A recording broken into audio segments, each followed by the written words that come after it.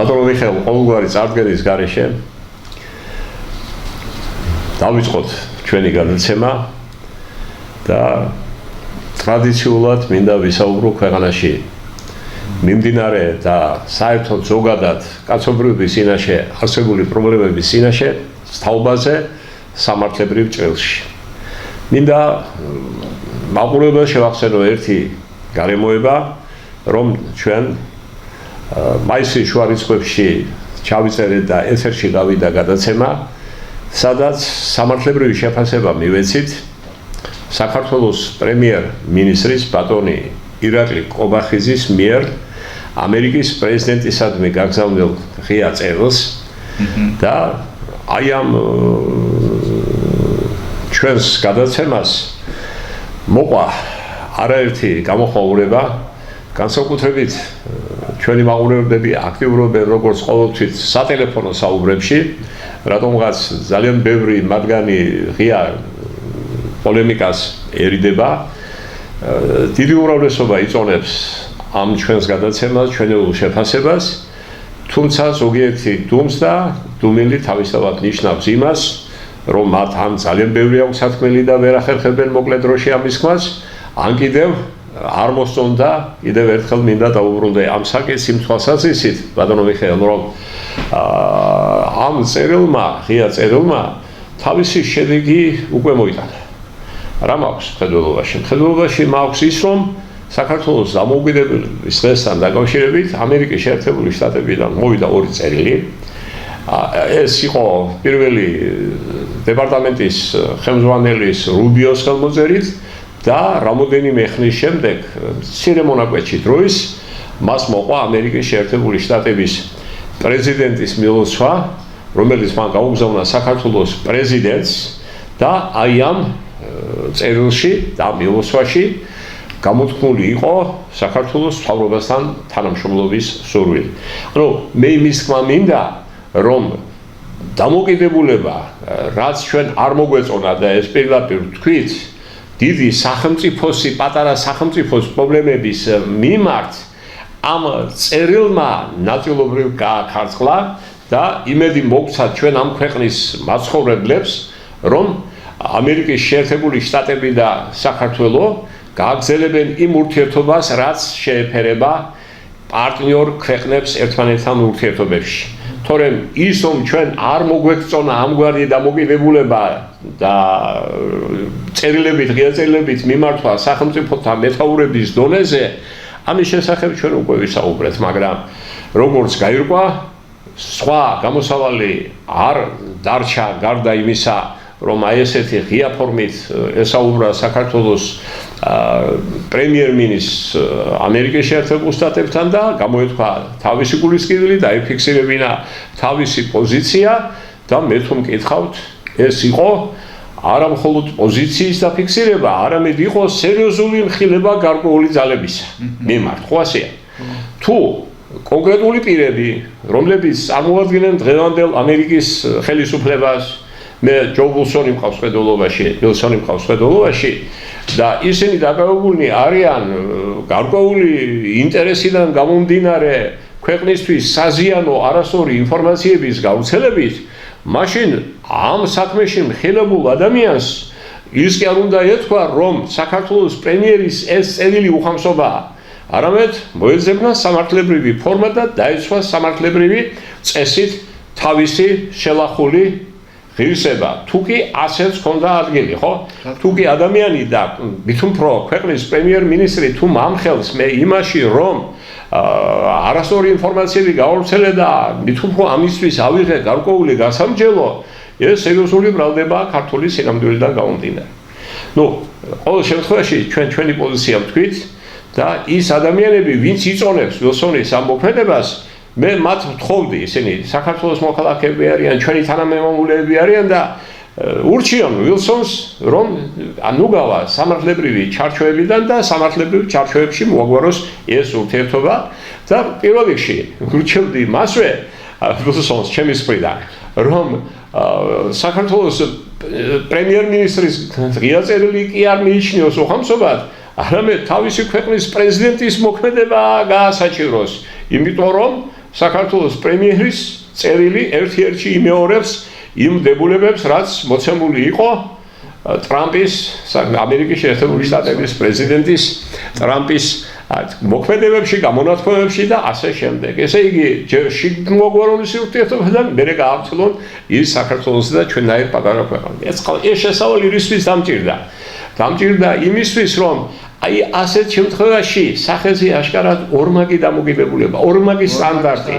ანუ დიდ სახელმწიფოს რაც ეპატიება, ის თურმე არ ეპატიება პატარა სახელმწიფოს და თუ მაინც ამოიღებს ხმას, ეს იქნება უხამსობა, ხო? ნუ არასწორად შერჩეული ტერმინია, მე თუ მკითხავთ უხამსობა ასეთ შემთხვევაში. მას უნდა ელაპარაკა, თუ მას მიაჩნია, რომ ეს არასწორია, მის მიმართ გამორთქმული პრეტენზიები, რომ ცილისამებას ჰქონდა ადგილი და ასე შემდეგ. ახლა ჩვენ გვთხოვენ სხვა ქვეყნების კანონმდებლობის ზედმიწევნით ცოდნას და ახლა ვილსონი, რომელიც თავის თავს უწოდებს საქართველოს მეგობარს, იმდენად უნდა იყოს გარკვეული საქართველოს ელემენტარულ კანონმდებლობაში მაინც უნდა იცოდეს სიტყვის და გამოხატვის თავისუფლების შესახებ კანონის არსებობა, მის ზოგად დებულებებს უნდა იცნობდეს, იმიტომ რომ თავის დროზე 2004 წელს, როდესაც მიღებული იქნა ეს კანონი, ახლა თქვენ დამეთანხმებით, რომ ისე ეს ზერელთა ზეპირად არ მომხდარა და ამაში დასავლეთისა და ამერიკის ძალისხმევა ამ სახის კანონების მიღებასთან დაკავშირებით ძალიან დიდი იყო. ხო, თავარი ერთია, რასაც უკვე უყურებთ, მიუხედავად ჩემი დიდი თავგამოდებისა და თქვენი და დაცვისა, რომ სამართლიანი უნდა იყოს და ქვეყანა უნდა იმართებოდეს სამართლიანი წესების შესაბამისად, ეს ყოველთვის ასე არ ხდება და ეს მარტივად აიხსნება, რომ ყველასთვის უკვე დღეს ნათელია, ხდება ახალი მსოფლიო წესრიგის ჩამოყალიბება, რაც უცილებლად მოითხოვს მისი შესაბამისი სამართლებრივი ცვლილებების განხორციელებას. ხო ასეა. ყოველ შემთხვევაში ის რაც იყო და მიგვაჩნდა საერთაშორისო სამართლის ფუნდამენტალურ დებულებებად და მათ შორის უდანაშაულობის პრეზუმპცია იყო უთავრესი, ჩვენ არაერთ გადაცემაში მივედით იმ დასკვნამდე, რომ ეს პრინციპი უხეშად ირღვევა ძალიან ხშირ შემთხვევაში და დიდი სახელმწიფოების მხრიდან პატარა სახელმწიფოების მიმართ ურთიერთობაში.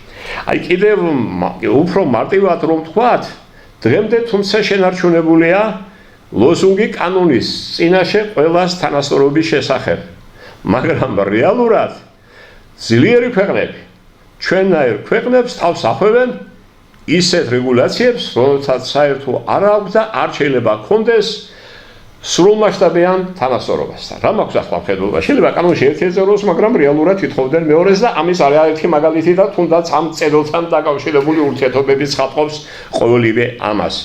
ახლა მაგალითები გნებავთ?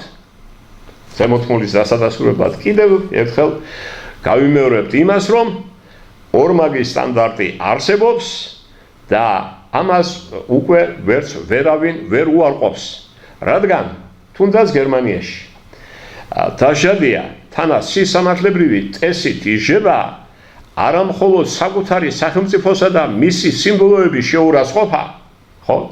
გერმანიაში ვინც იცნობს სისამართლის კოდექსს, თქვენ იცით რომ შეურაცხყოფას და მასთან დაკავშირებულ დანაშაულ ქმედებებს 10 პარაგრაფი აქვს გამოყოფილი და ამ 10 პარაგრაფში, ანუ მუხში ჩვენი ენით რომ ვთქვათ, დაშადია საკუთარი სახელმწიფოსა და მისი სიმბოლოების შეურაცხყოფა.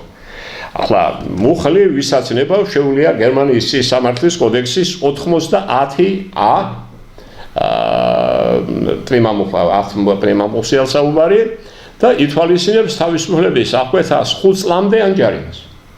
ვაგნახოთ უცხოს სახელმწიფოსა და მათი წარმომადგენლის შეურაცხყოფაც სისამართლებრივი წესით დაშადია.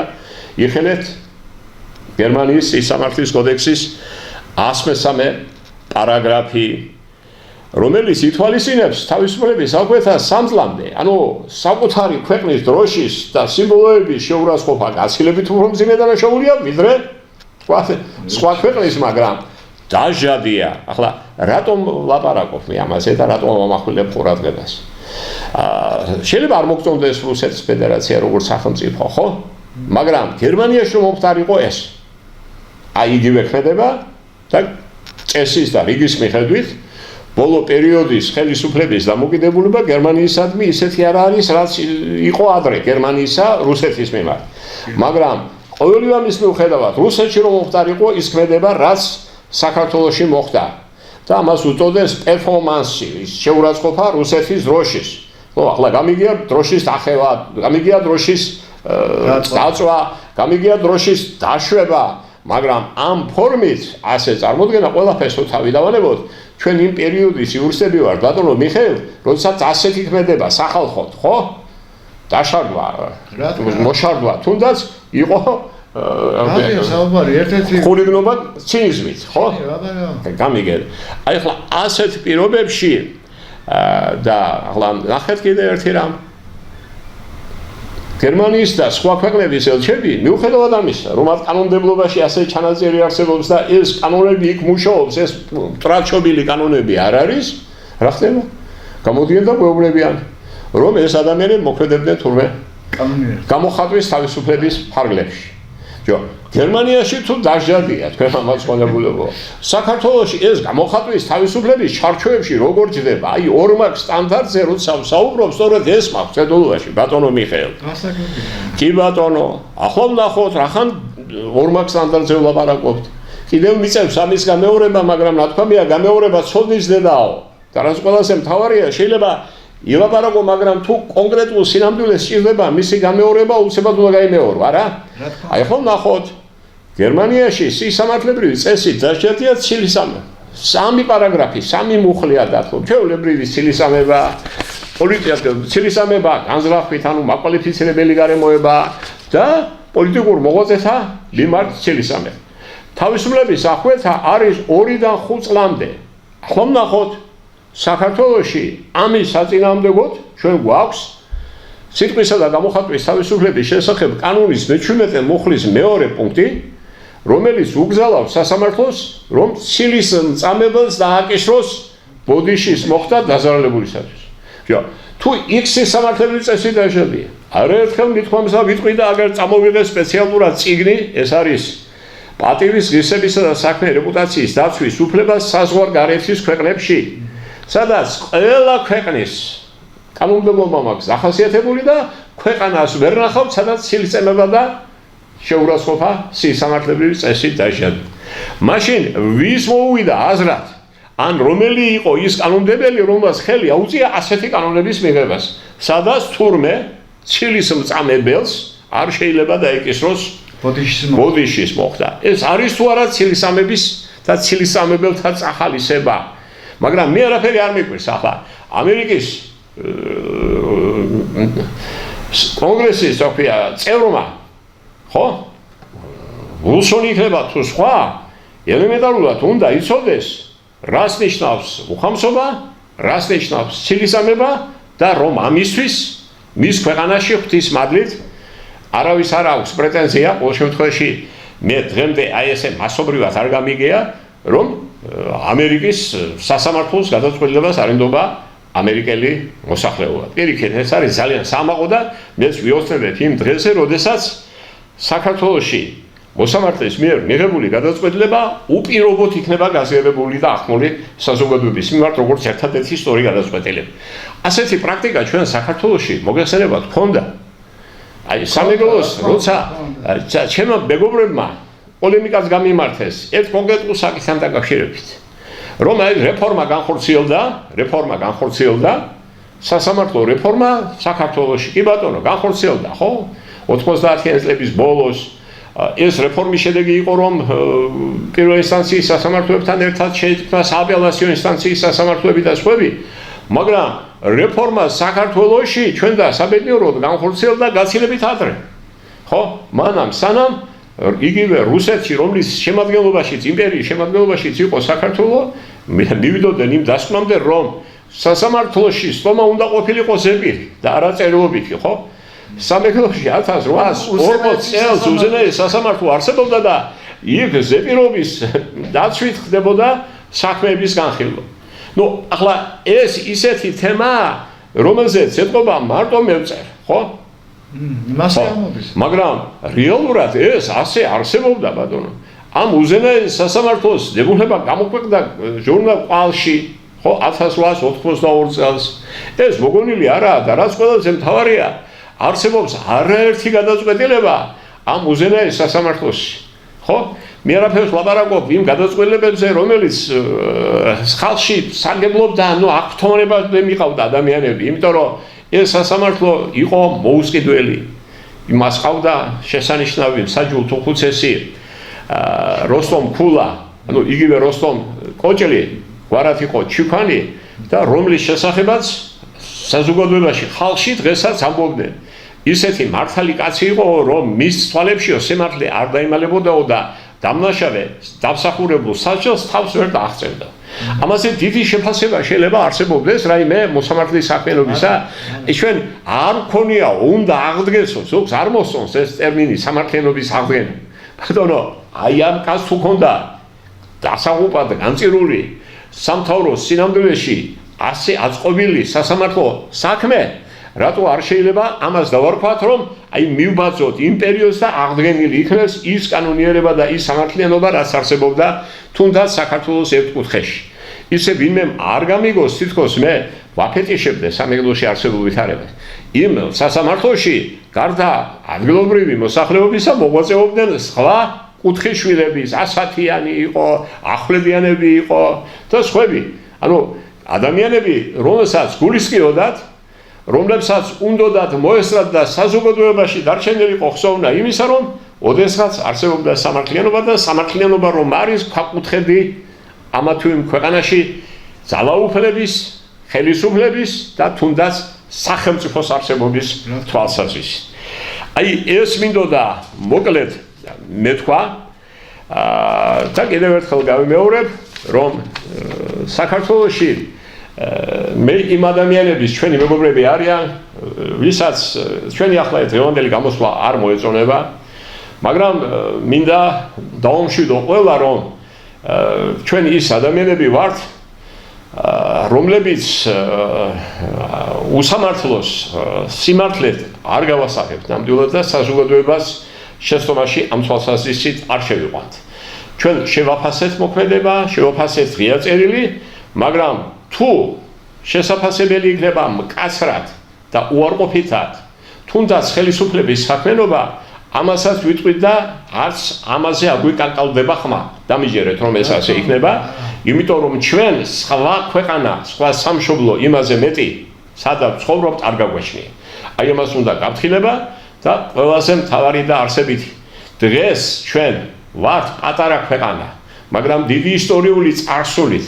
და აი ამ წარსულს დაფასება ჭირდება და ყველა ადამიანის მხრიდან ჭირდება ყველა სახელმწიფოს მხრიდან შესაბამისი პატივის ცემა დიდი ქვეყანა რომ ხარ ეს არ ნიშნავს იმას რომ შენ ქვეყანაში სხვა წესი კონდეს და სხვა ცხოვრდე ქვეყანაში და შენი ელჩები ერეოდნენ სხვა ქვეყნების საშინაო საქმეებში ყოველ შემთხვევაში ჩვენ ასე არ გვინდოდა გვეცხოვრა ხო იმ დიდ საბჭოთა კავშირში საქართველოს თავისი ხმა ჰქონდა ეს მოსწონს თუ არა ვიღაცას მაგრამ ჩვენ რომ არ გვინდოდა ის დამოკიდებულება რაც არსებობდა თითოეულმა ჩვენთაგანობა და მათ შორის მე ზუსტად ვიცი ვის მივეცით ხმა იმ საბჭოთა კავშირის დაშლას მივეცით ხმა და მივიღეთ მონაწილეობა იმაში რომ ჩვენ გვეცხოვრა ჩვენს მეზობლებთან ნორმალურ ურთიერთობებში და არ დაგვჭირვებოდა დამოუკიდებელი ყოფილიყავით აი ეს არის ჩემი ყველაზე მთავარი და ახლა მე იმ სათქმელთან მინდა ეს გავაიგეო გახსოვთ თქვენ დღეს იმ ადამიანების მოქმედება რომლებიც ამართებენ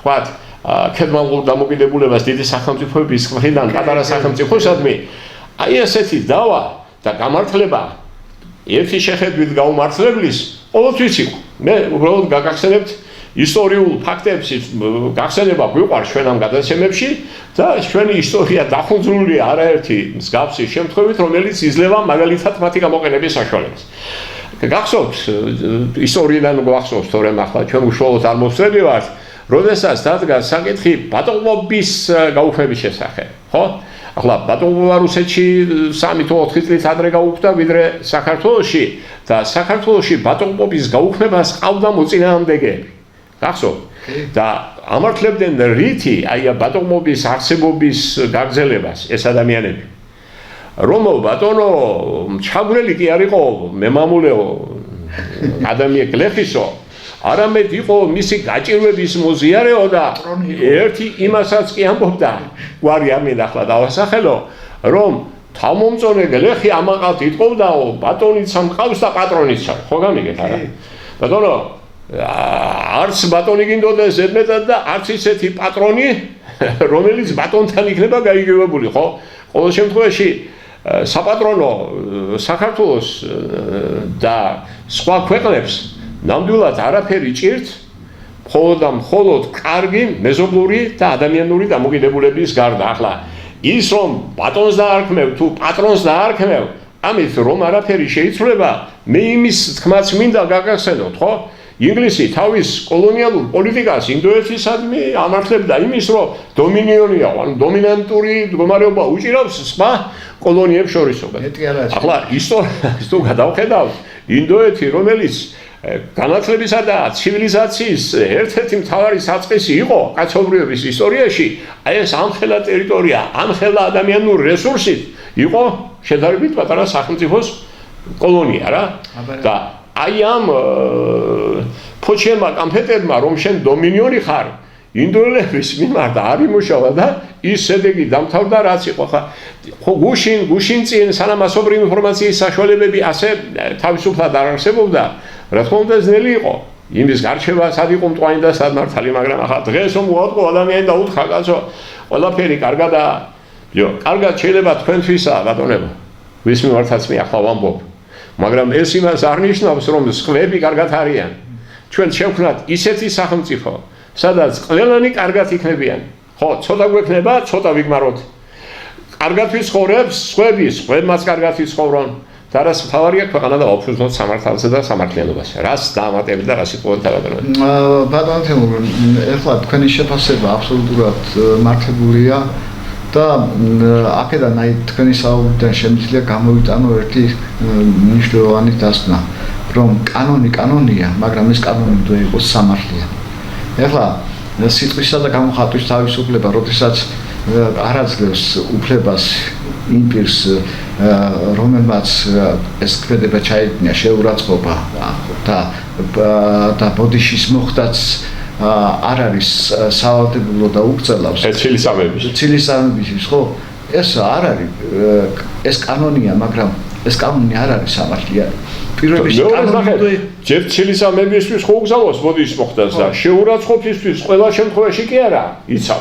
არამედ მხოლოდ პირისპირ შეურაცხყოფაა დაცული, რაც ესე იგი თქვენ რო ადგენთ და ტელევიზიით მე რო შეურაცხყოფა მომაყენოთ ან მასობრივი ინფორმაციის საშუალების დაწეროთ, ეს შეიძლება ჩაითვალოს რომ პირისპირ შეურაცხყოფას არ ქონია ადგილი და სამართლებრივი რეაგირება სიტყვის და გამოხატვის თავისუფლების შესახებ კანონიდან გამომდინარე რეალისტები თუ იქნებით არ შეიძლება.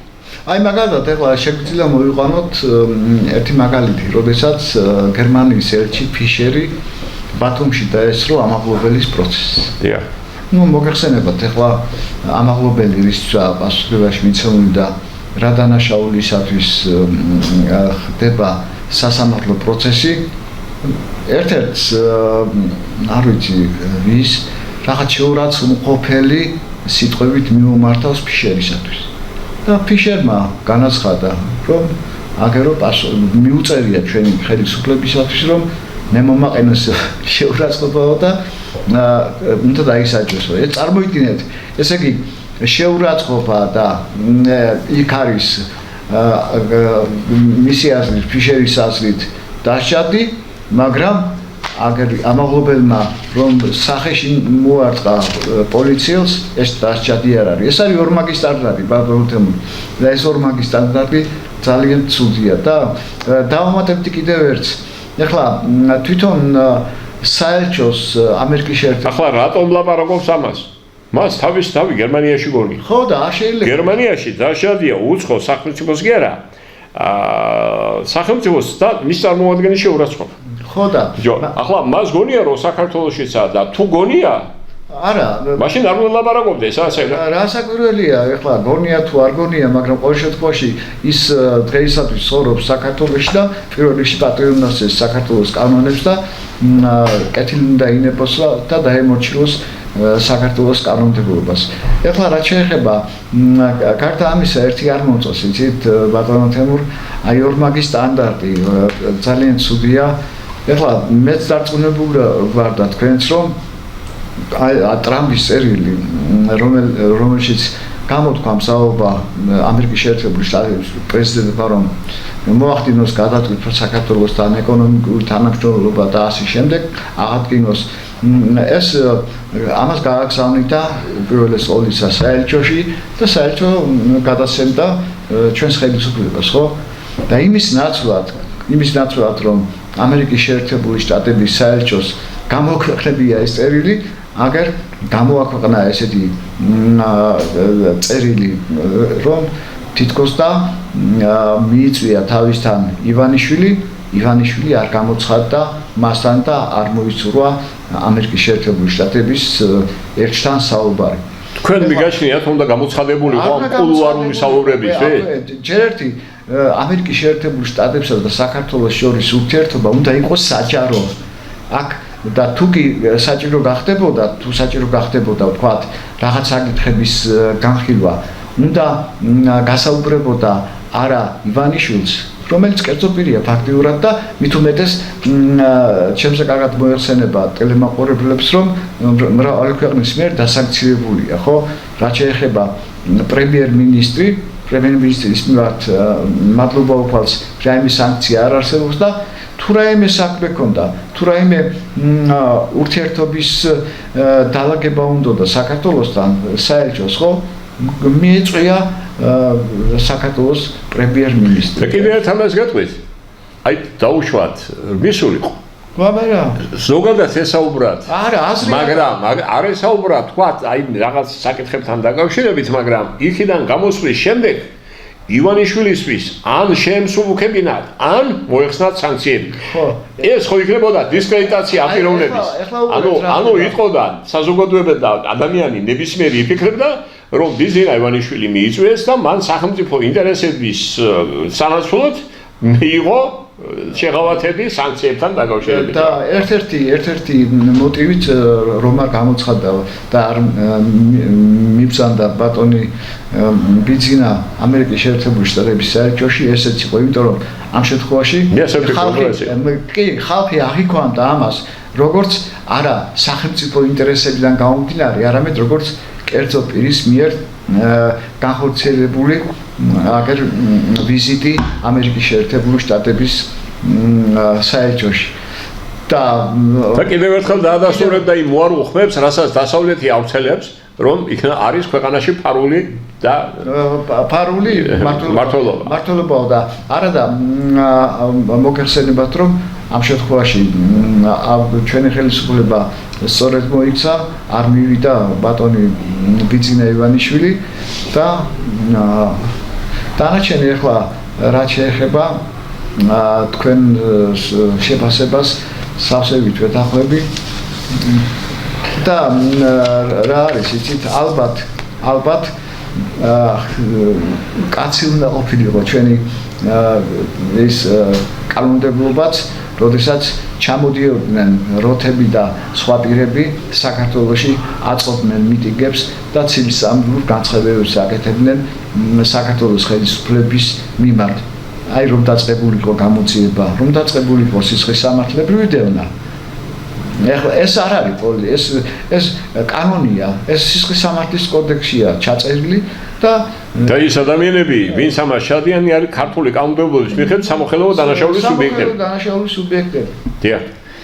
ალბათ. ეხლა ეს სიგნი მე შემთხვევით არ წარმომიღია, უკვე მე რამდენად მოვიტანე. ეს არის პატივის ღირსების და საქმიანი რეპუტაციის დაცვის უფლება საზღვარგარეთის ქვეყნებში.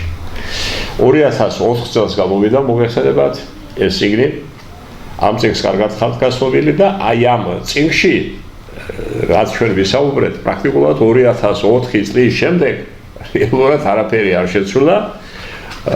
მე არ ვიცი, ეს სიგნი რა მოიყენა თუ არა ვინმე როცა მზადდებოდა საქართველოს პრემიერის ღია წერილი, მაგრამ აი აქ გატარებულ პათოს ნამდვილად შეესაბამება. ახლა რა მაქვს? აი ამ წიგნში არის თავი მესამე.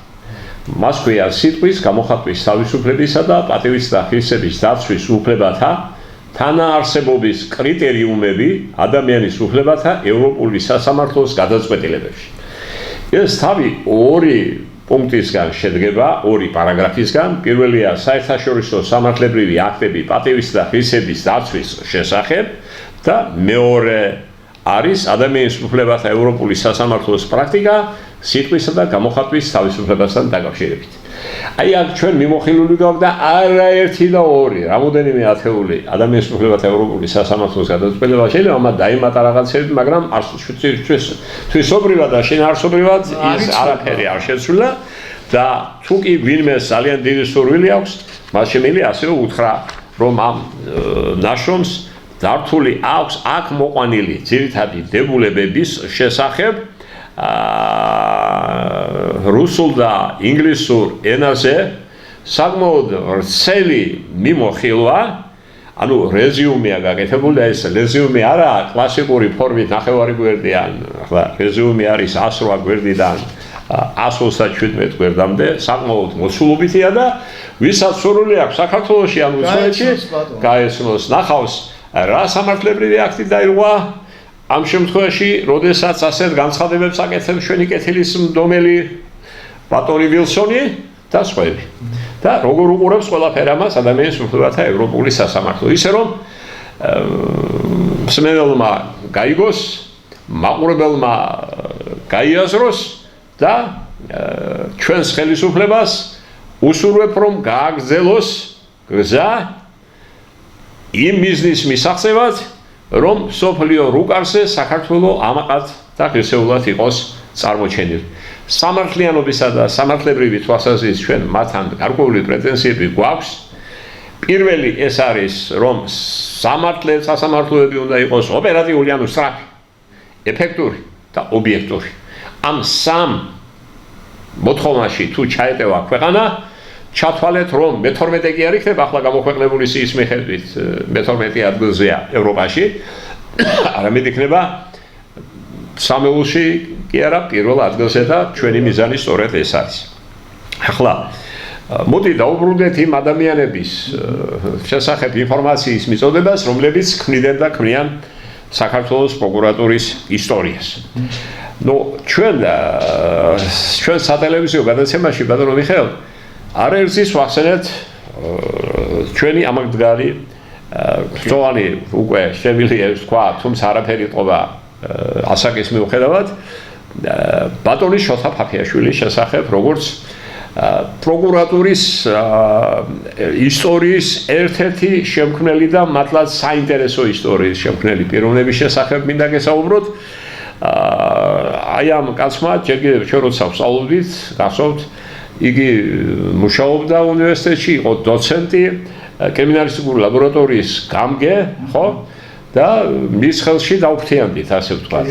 ამის მერე მან პრაქტიკულ საქმიანობაშიც საკმაოდ გამოიჩინა თავი, უზენაეს სასამართლოს წევრი იყო, მეგონი კონტროლის პალატაშიც მუშაობდა და საკმაოდ კარგად ხანი იმუშავა პროკურატურის სისტემაში და პროკურატურის სისტემაში იყო ერთ-ერთი სტრუქტურის ხელმძღვანელი, მაგრამ თავარი რა არის? თავარი ის არის, რომ მისი ძალისხმევის შედეგად თბილისის სახელმწიფო უნივერსიტეტის საბაზისო კათედრა შეიქმნა პროკურატურის წინამძღოლში. ხო იყო ასე? და აი ახლა რა არის იცით? იქ მოწვეულიც და სხვა სტრუქტურებში დასაქმებული და უნივერსიტეტში დასაქმებული პროფესორ-მასწავლებელიც ხშირად იყო ჩვენთან, მაგრამ პროკურატურას აღმოაჩნდა რეალური ძალა, რომ ეს კათედრა დაიკომპლექტებინა ადგილობრივი კადრებით. ხო ასე იყო? პროკურატურის მუშაკებისთვის შეიქმნა და კიდევ ზრუნავდა იმაზე, რომ სხვებსაც დაეცვათ სამეცნიერო ხარისხი. მაგალითად, შემიძლია ვთქვათ, რომ ბატონი ვენედი ბენიძე პირველი იყო, რომელმაც მოამზადა ამ კათედრის წინამძღოლში თავისი სადოქტორო დისერტაცია და წარმატებით დაიცვა იგი. აი ამისთვის მას უღრმესი მადლობა ეკუთვნის ბატონ შოთა ფაფიაშვილს. ახლა შეიძლება ეს იყოს ძალიან მშრალი ციფრები და ინფორმაცია, მაგრამ რამხელა შრომა იმალება ტიტანური და აი ყველაფერი იმაში, რაც ახლა მეკითხარი და რაც მთავარია. იმ აზრის გაჩენა რამხელად მისასალმებელია, რომ ასეთი რამ შექმნილიყო პროკურატურის წინამძღოლში. ახლა მე გეტყვით რომ იყო კვალიფიკაციის სასამართლებელი კურსები, ინსტიტუტები, თქვა კავშირის მასშტაბით, მაგრამ ანალოგი იმის რომ კათედრა შექმნილიყო, არა. მე ასეთი არ მახსოვს, მადლობა მას ამისთვის და უსურვებ ძალიან დიდი ხნის სიცოცხლეს ის არაერთი მესტეულ ნაშრომის ავტორი. და აი ამ ბოლო პერიოდშიც გვანებივრებს იგი შესანიშნავი ნაშრომებით, არა მხოლოდ მონოგრაფიებით, არამედ სახელმძღვანელოებით აქტიურად მონაწილეობს, როგორც მის მიერ შექმნილ აკადემიაში, რომლის პრეზიდენტიც ის არის, მის გვერდით კრიმინოლოგიის აკადემიის არსებობა ძალიან არ მოსწონს მართალია, მაგრამ ხელსაც არ გვიშლის. ხო ასეა, პირიქით. თავისი რჩევა დარიგებებით ძალიან ხშირად გვეხმარება და ეს მისაბაძი ფაქტია და მე დღეს კიდევ ერთხელ მინდა მას მადლობა უთხრა ყველაფერი იმისთვის, რაც გაუკეთებია და რასაც აკეთებს დღეს მიუხედავად ყველაფრისა. ახლა რომ ვიზახო ჩვენ დაფასებული საქმიანობა არ არის სათანადო დაფასებული ისე როგორც ეს ეკუთვნის და ეკადრება ამ რანგის მეცნიერებს და ამ ასაკში აი ასე აქტიურად მოღვაწე იურის. დიდი მადლობა მას. თქვენ რა სიტყვით ესოთ? ბატონ შოთასე ძალიან ბევრი თქმა შემიძლია ცით ბატონ თემურ. ეხლა აღარ გავაგრძელებ იმაზე, იმის შესახებ რომ მისი ძალისხმევით გენერალური პროკურატურის შეიქმნა ივანე ჯავახიშვილის სახელობის სახელმწიფო უნივერსიტეტის საბაზო კათედრა გენერალურ პროკურატურაში. და სხვა შორის სწავლული მდივანი ვიყავი მე. მასთან ურთიერთობა არის ბედნიერება. ის არის არა მარტო როგორც დიდი მეცნიერი, დიდი კრიმინალისტი, ბეჯერ გვიქვია მასზე პატრიარქი, არამედ უაღრესად ძალიან დადებითი პიროვნება. არ დამავიწყდება მისი ლექციები, იცით, რომ დადიოდა და რომ ახსნიდა თავის საგანს, თავის პრობლემებს, არ დამავიწყდება ერთხელ კონფერენცია იყო დავესწარი და ჩვენების ადგილზე შემოწმებაზე აკეთებდა მოხსენებას. როგორი არგუმენტირებული გამოსვლა იყო, როგორი კარგი და სხვა შორის ბატონო თემურ აი როდესაც თუნდაც აი ჩვენი სახელმწიფო მონოგრაფია როდესაც დაიწერა ფაქტიურად მე შევეცადე რომ გამეიზიარებია ის შეხედულებები, რაც ბატონ შოთას ჰქონდა თავის სახელმძღვანელოში და სხვა ნაშრომებში. ბატონო შოთა, ერთი შემიძლია გითხრათ აქედან რომ ძალიან გვიყვარხართ, ძალიან დიდ პატივს გცემთ და გაიხარეთ და ყოველთვის გვეყვარები და თქვენ ოჯახთან ერთად ბედნიერი იყავით. ესე იგი ბატონო შოთა, თქვენ სიცოცხლეში ხართ პროკურატურის სხვა არაერთი სტრუქტურის და საქართველოს ისტორიის ნაწილი, არამედ გამორჩეულად პროკურატურის. თან გენერალია, გენერალი გახლავთ, იუსტიციის სახელმწიფო მრჩეველი გახლავთ და სამაყო კაცია, ჯერ ერთი ყოველთვის მოწესრიგებული, რომ შეხედავდეს ეს იახურებოდა ძალიან ამას ყველაფერს მნიშვნელობა ჰქონდა და აქვს. შემთხვევით არ ხდებოდა ადამიანთა შერჩევა და გრძელდება ეს ოდისეა ძალიან კარგად, ძალიან ლამაზად და მე კვლავ ველოდები მისგან არაერთ მეცნიერულ ნაშრომს და სიახლოვეს. ბატონო შოთა, კიდევ ერთ გეტყვით რომ ძალიან ბევრი თქმა შეგვიძლია მე და ბატონ თემურის, მაგრამ უბრალოდ ხშირად საუბრობთ კიდევაც მის გარეშე. რო იცოდეთ ბატონო შოთა, ხშირად საუბრობთ თქვენზე, ეხლა შეგვიძლია ძალიან ბევრი ვისაუბროთ, მაგრამ დროის ფაქტორია. დროის ფაქტორია. მოდით ახლა ჩვენს მეგობრებს ნოეწყინებათ ხვებს, რომლის შესახებაც უნდა გვესაუბრა. მოდით დავამთავროთ ამ ნოტზე. კიდევ ერთხელ მიულოცოთ ბატონ შოთას საქართველოს დამოუკიდებლობის დღე, მისი იდეების ნაწილობრივ გამარჯვების დღე, ბოლომდე ის იდეები, რომელსაც თავაზობს, ჯერ კიდევ არ არის თქვათ გაზიარებული, მაგრამ მე მწამს და მჯერა, რომ ქვეყანაში, სადაც სამართლიანობა იქნება, ქვეყნის არსებობის ქვაკუთხედი აუცილებლად გაიზიარებენ იმ კეთილ აზრებს და მოსაზრებებს, რაც ბატონ შოთას გააჩნია, ვინაიდან იგი პატრიოტია ჩვენი ქვეყნის და აქედან გამომდინარე უფროს თაობას უნდა დაუჯეროთ, ხშირად თუ არა ხანდახან მაინც. თუ რამე დასამატებელი არ აქვს ამი დავამთავროთ. შემიძლია კიდევ ერთხელ გითხრათ დავამატებ, რომ ის არა მარტო დიდი მეცნიერი, არამედ სპორტსმენიც იყო, მოჭიდავე. ესე კი არ არის. მე საჭილაო მასი არ მინახავს და აქედან არა, მე სურათში ვნახე რომ აგერ ჩოხაში რო იყო და გამეხარდა ძალიან. გაიხარეთ ბატონიშს. ხო, ახლა ეს სპორტის არის მისი ხო ეთქვა მაგიტომარი ესე ამაყად და კარგად გამოიყურება ჩვენი შოთა ფაფიაშვილი ბატონო. ღმერთმა დაგუცოს. ამი დაუმთავროთ და ღმერთმა დალოცოს სრულიად საქართველოს. ამინ.